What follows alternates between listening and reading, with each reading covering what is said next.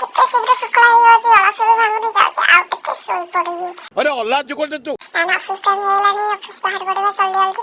ତାପରେ ଷ୍ଟାଇଲ୍ ମାରିକି ଟିକେ ପରଫ୍ୟୁମ୍ ପକେଇଦେଲି, ତାପରେ କ୍ଷୀର ସାଙ୍ଗରେ ବ୍ରେଡ୍ ଟିକେ ଖାଇଦବା। ହେଲେ କ୍ଷୀର ସାଙ୍ଗରେ ବ୍ରେଡ୍ ଯଦି ନ ପୁଳେଇ ଖାଇବ ଲାଭ କଣ? ଖାଇସାରିଲା ପରେ ଆମେ ଅଫିସ ବାହାରି ପଡ଼ିଲୁ। ଅଫିସ ଗଲୁ ଯାଇକି ଅଫିସରେ ପହଞ୍ଚିଗଲୁ।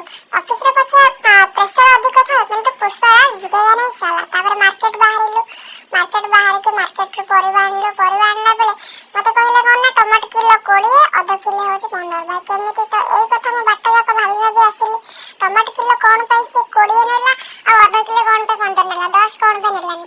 ତ ଏଇ କଥା ଭାବି ମୁଁ ଆସିକି ଘରେ ପହଞ୍ଚିଗଲି। ଆସିଗଲା ସେଇଠୁ। ଘରେ ପହଞ୍ଚି ସାରିଲା ପରେ ମାର୍କେଟରୁ ଆସିଲା ବେଳେ ମୋମୋ ନେଇକି ଆସିଥିଲି। ତ ମୋମୋର ଅନବକ୍ସିଂ ଅଲରେଡି ହେଇଯାଇଛି, ତ ଦେଖି ନିଅନ୍ତୁ କେତେ ସୁନ୍ଦର ଦେଖାଯାଉଛି। ତାପରେ ମୋମୋ ଟିକେ ଖାଇଦେଲୁ। ମୋମୋ ଖାଇସାରିଲା ପରେ ମୋମୋ ଟିକେ ଅଧିକ ଭଲ ଲାଗିଲା ବୋଲି ସେଥିପାଇଁ ଖାଲି ହସ ଝରି ପଡୁଛି, କିନ୍ତୁ ରାଗ ଥିଲା। କିନ୍ତୁ ଯଦି ମୋମୋ ରାଗ ନଥିବ ତାହେଲେ ମଜା ଲାଗିବ କି ଖାଇବା ପାଇଁ? ब्यूटीफुल झाड़ा हब।